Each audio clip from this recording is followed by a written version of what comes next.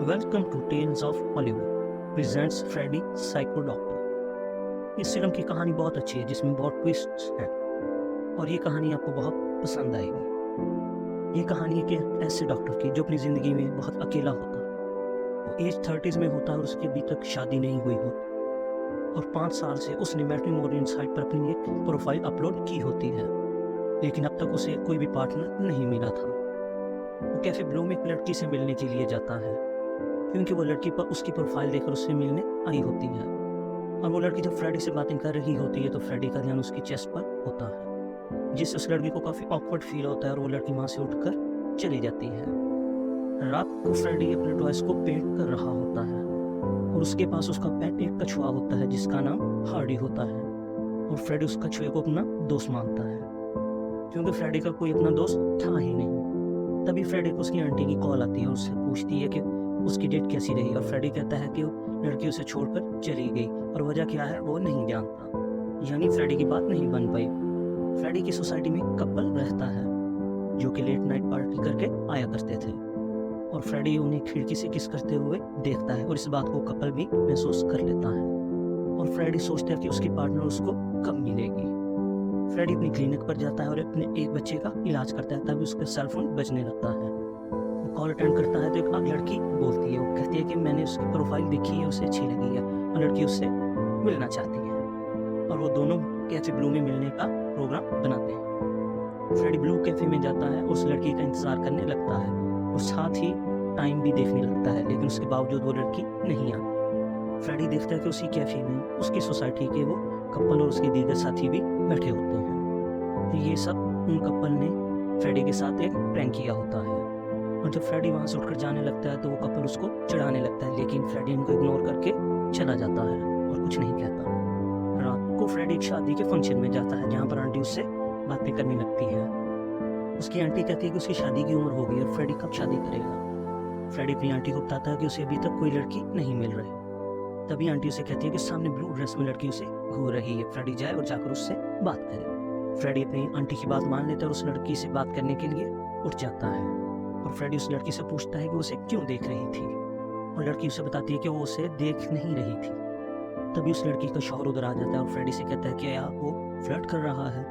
Freddy बोलता है कि ऐसा कुछ भी नहीं और तब उस लड़की का शौहर फ्रेडी को थप्पड़ मार देता है और फ्रेडी गिर जाता है और वो शख्स ज़बरदस्ती अपनी बीवी को वहाँ से ले जाता है।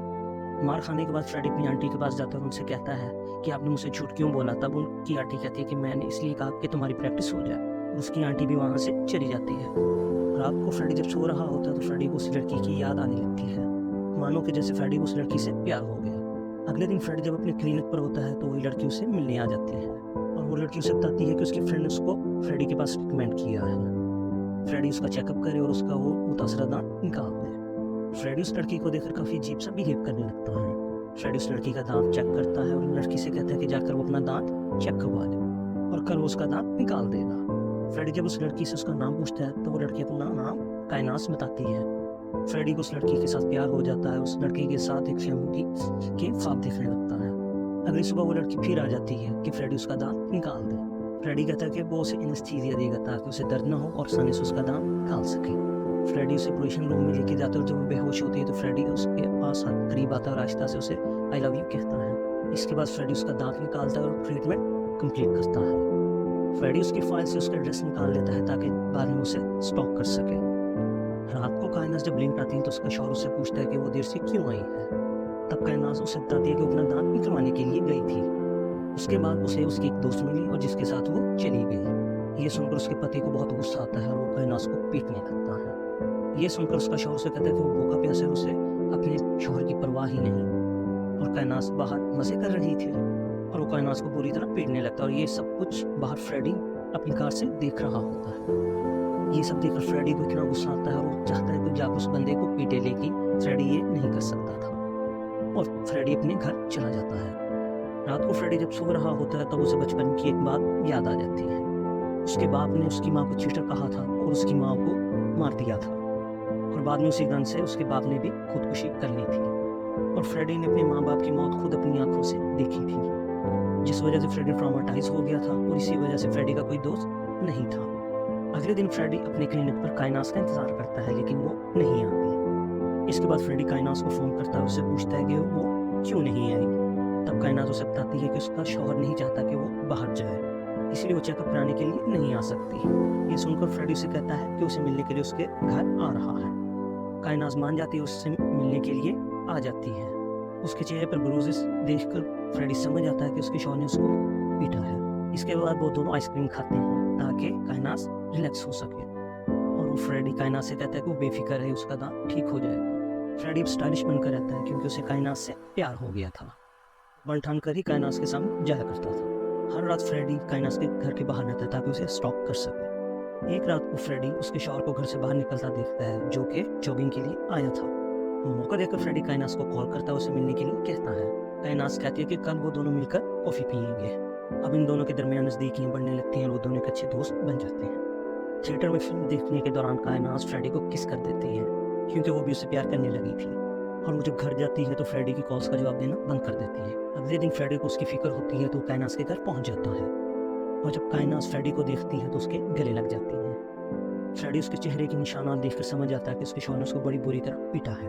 फ्रेडी उससे पूछते है कि उसका पति आखिर करता क्या है।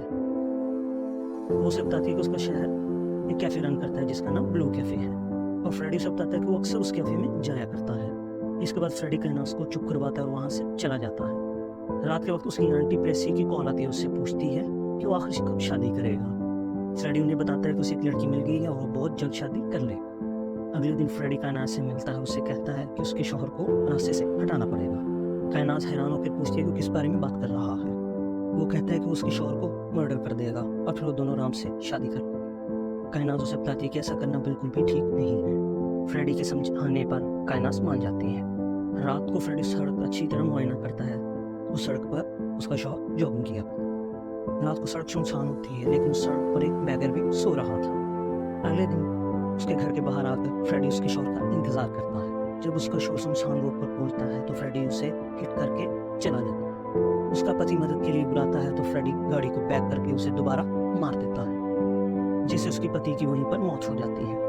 जिसके बाद फ्रेडी एक हफ्ते के लिए अपने फार्म हाउस पर चला जाता है और पूरे एक हफ्ते के लिए काइनास से बात करना भी बंद कर देता है। फ्रेडी बहुत खुश होता है क्योंकि उसके रास्ते का कांटा खत्म हो गया था। अगले दिन फ्रेडी मैकेनिक को बुलाता है और अपनी गाड़ी को ठीक करवा देता है, और वो कुछ गाँव वालों का चेकअप भी करता है। उधर पुलिस उस केस की इन्वेस्टिगेशन कर रही होती है। ये पता लगाना चाहती है कि उसके शौहर को किसने मारा। एक हफ्ते के बाद फ्रेडी वापस अपने घर पर आ जाता है और काइनास से मिलने के लिए उसके घर पर जाता है, और जब दरवाज़ा खुलता है तो वहाँ पर वो एक लड़के को देखता है और वो काइनास को बेबी कहकर बुलाता है, जो कि उसकी गर्लफ्रेंड थी। फ्रेडी काइनास से पूछता है कि ये लड़का कौन है और ये यहाँ पर क्या कर रहा है। काइनास उसे बताती है कि ये उसका बॉयफ्रेंड है और इन दोनों ने फ्रेडी को यूज़ किया ताकि फ्रेडी उसके पति को मार सके और वो दोनों आराम से रह सके। फ्रेडी ये सुनकर हैरान हो जाता है। उस लड़के को देखकर फ्रेडी कहता है ये तो कैफे ब्लू का शेफ है और ये ऐसी हरकत कैसे कर सकता है। वो लड़का फ्रेडी को बुरी तरह पीटता है। वो लड़का डॉक्टर से कहता है उसके पास पूरे सबूत हैं कि वो काइनास को स्टॉप कर रहा था, और वो फ्रेडी को उसकी फोटोज भी दिखाता है जहाँ वो नजर आ रहा। काइनास उसे कहती है कि पुलिस को जाकर नहीं बताएगा कि उसने उसे मारा है, लेकिन अगर फ्रेडी ने चालाकी करने की कोशिश की तो पुलिस को जाकर बता देगी कि फ्रेडी ने उसके शौहर को कत्ल किया है, और वो साबित कर देगी कि फ्रेडी उसका लवर है और उसके पास पूरे शवाहिद मौजूद हैं। के पास कोई भी चारा नहीं होता और वो रोते रोते अपने घर पहुंचता है। उसका दिल इतना टूटा हुआ होता है कि वो जमीन पर लेट कर रोने लगता है। उसे पूरा यकीन था कि काइनास भी उसके साथ प्यार करती है, लेकिन फ्रेडी ये बात नहीं जानता था कि वो उसे यूज कर रही है। इधर काइनास अपने बॉयफ्रेंड के साथ घर पर मौजूद होती है। वो उसे बताती है कि उसके पति के मरने के बाद अब कैफे उसके नाम हो चुका है और वो कैफे को अपने तरीके से चलाएगी। उधर फ्रेडी अपने सारे कपड़े जला देता है जो उसने काइनास को दिखाने के लिए खरीदे थे, और वो बदले की आग में बुरी तरह जलने लगता है। रात को फ्रेडी अपनी आंटी के घर जाता है और उनके गले लग जाता है और उन्हें बताता है कि उसकी गर्लफ्रेंड ने उसके साथ ब्रेकअप कर लिया है। उसकी आंटी उसे समझाती है और कहती है कि प्यार में अक्सर ऐसा चलता रहता है। अगले दिन फ्रेडी कैफे जाता है, वहाँ आइसक्रीम ऑर्डर करता है। काइनास उसके बॉयफ्रेंड जब फ्रेडी को देखते हैं तो उन्हें बहुत गुस्सा आता है और फ्रेडी रोते हुए आइसक्रीम को खाने लगता है, और वो जब दोनों उसके पास आते हैं तो उसे बहुत बुरा भला कहते हैं और उससे वो पूछते हैं कि आखिर वो क्या चाहता है। फ्रेडी कहता है कि वो चाहता है कि वो बस उसे सॉरी बोल दे, वो यहाँ से चला जाए। ये सुनकर काइनास अपने बॉयफ्रेंड को कहती है कि वो उसे पीटे।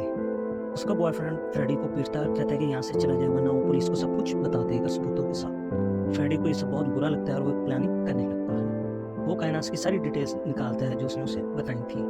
और प्लान के मुताबिक दोनों को तंग करने का सोचता है। एक दिन जब वो बाहर जाते हैं तो फ्रेडी उनके दरवाजे की डुप्लीकेट चाबी बनवा लेता है और उनके घर में मौजूद खाने में नशीली दवा मिला देता है ताकि वो सो जाएं और वो उठ ना सकें। और फिर उनके वॉशरूम में जाता है, उनकी बॉडी वॉश में एक लिक्विड मिला देता है जिससे कायनास को बहुत ज़्यादा एलर्जी थी। और वो फिर दोनों अचानक से घर में आ जाते हैं और फ्रेडी छुप जाता है। कायनास वॉशरूम में जाके अपना बॉडी वॉश लगाती है और उसका बॉयफ्रेंड किचन में जाकर खाना गर्म करता है। मौका देकर फ्रेडी वहाँ से निकल जाता है और वो दोनों खाना खाने लग जाते हैं। रात को दोनों नशीली दवा की वजह से बहुत गहरी नींद में होते हैं और मौका देकर फ्रेडी उनके घर में दाखिल हो जाता है। वो कायनास के मोबाइल नंबर से खुद को मैसेज करता है कि क्या उसी कारो फॉलो कर सकती हैं। इसके बाद उसके बॉयफ्रेंड के फ़ोन से अपनी सारी फ़ोटोज़ डिलीट करता है और नीचे जाकर उनकी कार का ब्रेक फेल कर देता है ताकि वो उनका एक्सीडेंट हो जाए और वो दोनों मर जाएं। जब कायनास जागती है तो देखती है कि उसकी स्किन पर एलर्जी हो गई और वो चीखने चिल्लाने लगती है। इसके बाद वो दोनों कार में बैठकर हॉस्पिटल जाने के लिए निकल जाते हैं। ब्रेक फेल होने की वजह से उनकी गाड़ी का एक्सीडेंट हो जाता है जिस वजह से दोनों को बहुत चोटें आती हैं। इसके बाद वो दोनों सोचने लगते हैं कि आखिर ऐसा ये क्यों हुआ और कैसे हुआ। अगले दिन वो दोनों जब अपने घर पर होते हैं तब कायनास को उसके कैफ़े से कॉल आता है और बताते हैं कि किसी ने उनके होटल पर बैड रिव्यू दिया है जो कि काफ़ी वायरल हो गया और कोई भी उनके रेस्टोरेंट में नहीं आ रहा। ये सुनकर दोनों तैयार होकर वहाँ से निकल जाते हैं और अपने कैफ़े पहुँचते हैं। और जब वो दोनों जाते हैं तो फ्रेड उनके घर में दाखिल हो जाता है, लैपटॉप चलाकर कुछ चेंजेस करता है और वहाँ से चला जाता है। इधर कायनात अपने मैनेजर से पूछती है कि आखिर वो कौन था जिसने ऐसा रिव्यू दिया है।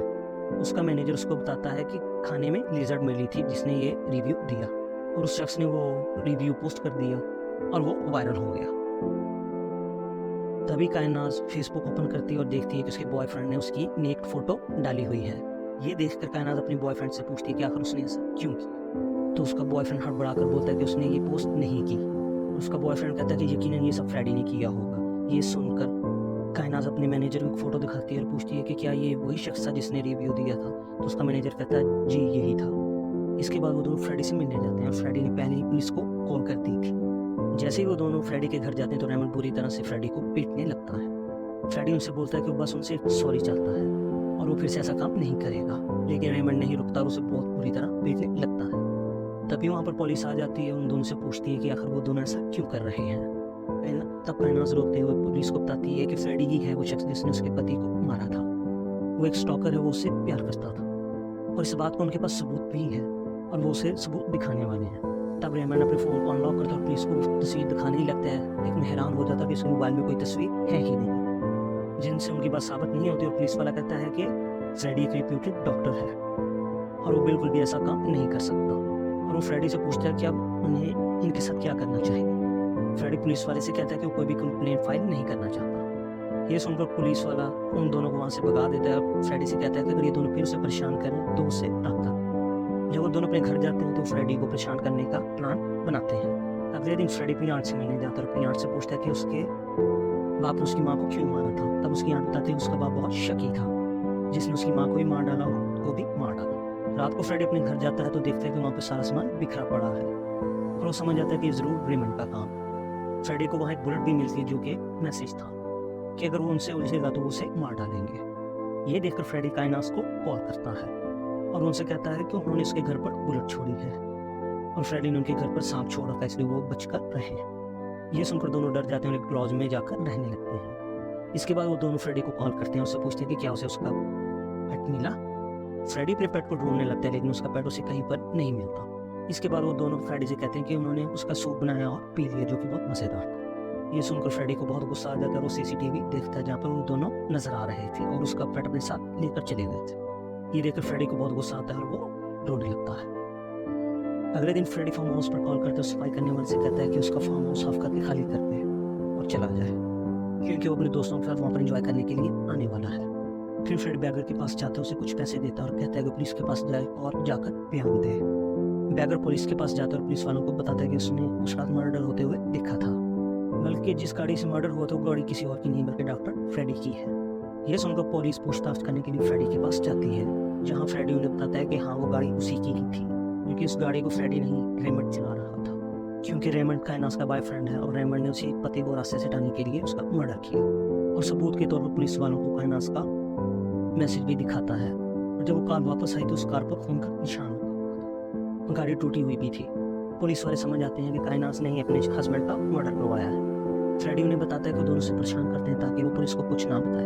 इसके बाद फ्रेडी पुलिस वालों को सीसीटीवी दिखाता है कि जहाँ वो दोनों उसका फैट चोरी कर ले जा रहे थे। ये सब देखकर इंस्पेक्टर समझ जाता है कि फ्रेडी सच कह रहा है। इधर फ्रेडी अपने फार्म हाउस पर जाने के लिए निकल जाता है और काइनास को कॉल करके कहता है कि उसने पुलिस को सब कुछ सच बता दिया है और वो कहता है कि पुलिस अभी उसकी तरफ आएगी। फ्रेडी ये भी कहता है कि अगर वो ये सब कुछ खत्म करना चाहता है तो वो उससे मिले और बस आकर सॉरी कह दे और मामला खत्म हो गया और वो दोनों मान जाते हैं। फ्रेडी काइनास से सूटकेस में उड़वाता है। इधर ये दोनों प्लान करते हैं कि उसके फार्म हाउस पर ही वो फ्रेडी को कत्ल कर देंगे। जब वो फार्म हाउस पर पहुंचते हैं तो फ्रेडी उन दोनों का स्वागत करता है और वो देखते हैं कि फ्रेडी के पास एक गन भी है जो कि एक टेबल पर पड़ी हुई है। फ्रेडी वाइन्स ओपन करने लगता है तो काइनास उसकी गन उठा देती है और कहती है कि उसे वो जिंदा नहीं छोड़ेंगे और जब वो शूट करने लगती है तो देखती है कि उसमें बुलेट ही नहीं है। ये देखकर फ्रेडी हंसने लगता है और दोनों पर हमला कर देता है और दोनों को बेहोश कर देता है। जब उनकी आँख खुलती है तो वो दो अपने आप को बंधा हुआ पाते हैं। फ्रेडी उन दोनों से कहता है कि वो दोनों जिंदा नहीं बचेंगे। तभी काइनास उसे कुछ कहना चाहती है। फ्रेडी उसके मुंह से गियर हटाता है तो उसे बताती है कि वो अभी उसे प्यार करती है, उसे छोड़ दो। ये सुनकर फ्रेडी उसे कहता है कि वो उसे एक चांस देने के लिए तैयार है। उसके सामने एक सेलो लाता है, उसे बजाने के लिए कहता है क्योंकि उसने एक बार उससे कहा था कि वो सेलो की एक्सपर्ट है और उसकी माँ को पसंद करती थी। वो सेलो नहीं बजा पाती तो फ्रेडी समझ जाता है कि उसने उससे झूठ बोला। फ्रेडी उसे वापस से बांध देता है और उसके बॉयफ्रेंड के सारे दांत निकाल देता है जिससे वो मर जाता है और उसे वो बाहर गाड़ देता है। उधर पुलिस उन दोनों के घर पहुंचती है तो वो दोनों कहीं नजर नहीं आते। वो सीसीटीवी चेक करते हैं तो उन्हें पता चलता है कि दोनों वहाँ से भाग चुके हैं। पुलिस को लगता है कि वो दोनों शहर छोड़कर भाग चुके हैं। उधर फ्रेडी काइनास के सारे दांत निकाल देता है लेकिन वो अभी भी जिंदा होती है। फ्रेडी काइनास को उठाता है और बाहर लाकर कब्र में फेंक देता है और उसके ऊपर मट्टी डालने लगता है। काइनास को जिंदा दफन कर देता है और कब्र के दरमियान में लेट जाता है। और इसी के साथ ये मूवी यहाँ पर खत्म हो जाती है।